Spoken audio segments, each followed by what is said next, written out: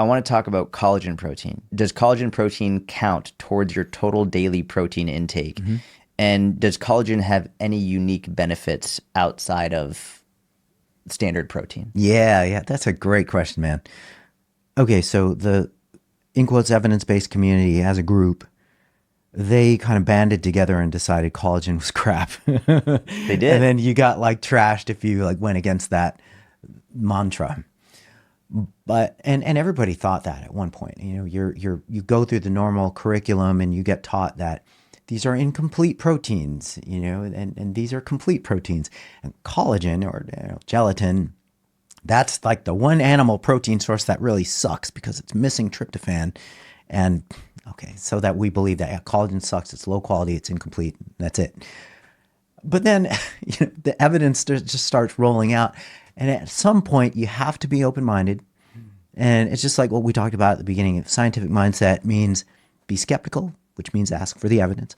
But you also have to be open minded to being wrong and changing your position on the topic. So that's what is I'm beginning to see with the collagen thing in the space where people just formally kind of puff their chest out. Yeah, oh, you take collagen like that, it's more like, oh, there might be something to this collagen thing. So we can start off by just some foundational stuff like collagen is the single most abundant protein in the body. Okay, so that's kind of an interesting bit of trivia. Even bones are estimated to be about a third collagen. Skin is 80% collagen by dry weight. And okay, that then the next little bit of the puzzle piece is we don't consume a whole hell of a lot of dietary collagen. There's not a lot of folks who sit there and eat animals nose to tail or eat the cartilage and connective tissues of animals and stuff. We usually just eat the muscle meat. Yeah, that's it. And okay, so we have those two things going on at the same time. Collagen is super abundant as a structural tissue in the body. And then number two, we barely consume it in the diet. So let's kind of draw that parallel with bone, okay? We know, or at least everybody knows, if you don't consume enough bone building materials, calcium, etc., the minerals, especially calcium, then you will incur some very bad things down the line in the life cycle. Osteopenia, osteoporosis, just brittle bones, complications related to a fall as experienced by way too many seniors. Okay, didn't consume enough calcium through the life cycle. All right, so why is everybody just freaking out over the idea of, okay, maybe we should proactively consume some collagen because bone is almost half collagen and it's the most abundant single protein in the body. And then the pushback against that is, well, why would we consume collagen when we have so much higher quality proteins out there? Why would you waste your money on an incomplete protein? There was the popular pushback against collagen is that when you consume a high quality protein, it breaks down into the constituent amino acids that get shuttled into the target tissues for the need of the body at the time. And so therefore you're just really shooting yourself in the foot by attempting to do that with an incomplete protein. Well, here's the thing. Here's the catch. Collagen has particularly high amounts of certain amino acids that are in pretty low supply in other, in quotes, high quality proteins. So collagen has a high amount of glycine and proline, and it's got a special amino acid in there called hydroxyproline. So hydroxyproline is virtually absent in everywhere in nature except for collagen. And so hydroxyproline is critical for creating this structure. It's called the triple helical structure. The famous double helix is DNA. Okay, so collagen is a triple helix that gets formed with glycine, proline, and hydroxyproline, and it gives this sort of unique structural integrity to the tissues. You're not going to get a staggering amount of glycine and proline, and like you're not going to get hydroxyproline in whey.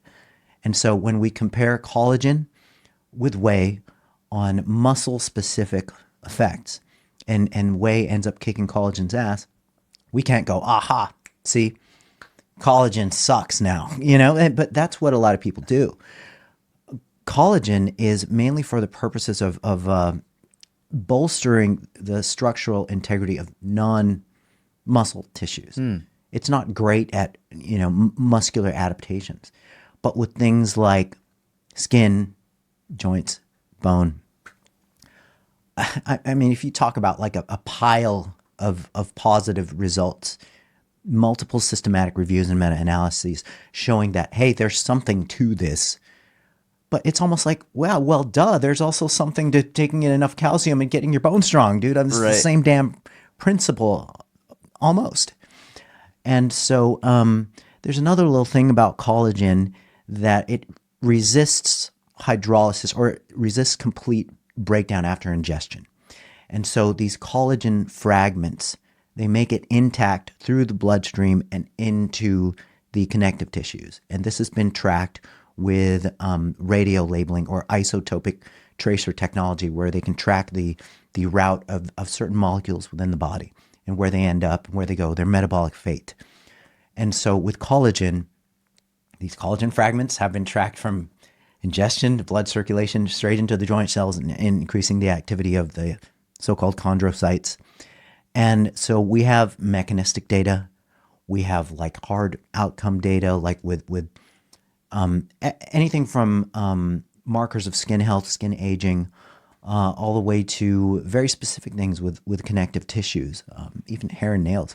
And so it brings us back to the question, why are we hating so bad on supplementing the body with a protein type, which is just simply providing the raw materials to help the body manufacture these tissues.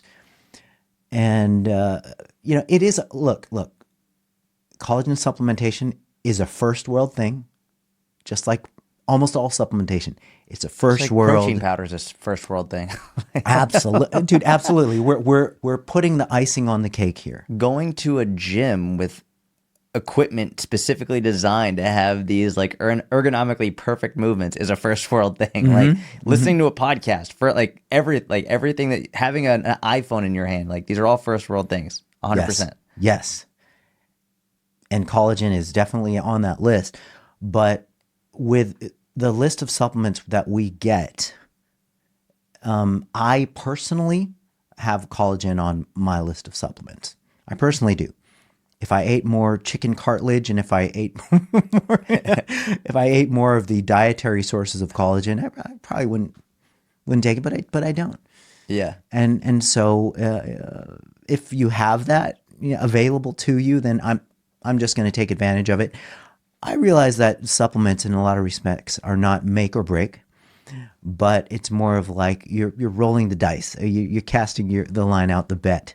You're placing your bets that this is going to help somehow, or even if it's just from an aesthetic sense of like just the way that you look, the way that your skin looks, as you slowly become ancient, we're all going to be old as driftwood at some point. God willing. But, yeah.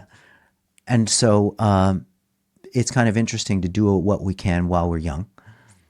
And that's the story with collagen. Some people are just going to poo-poo it, hate on it, and just feel really proud that it's one less supplement that they have on their list. And you know what, man? That's fine.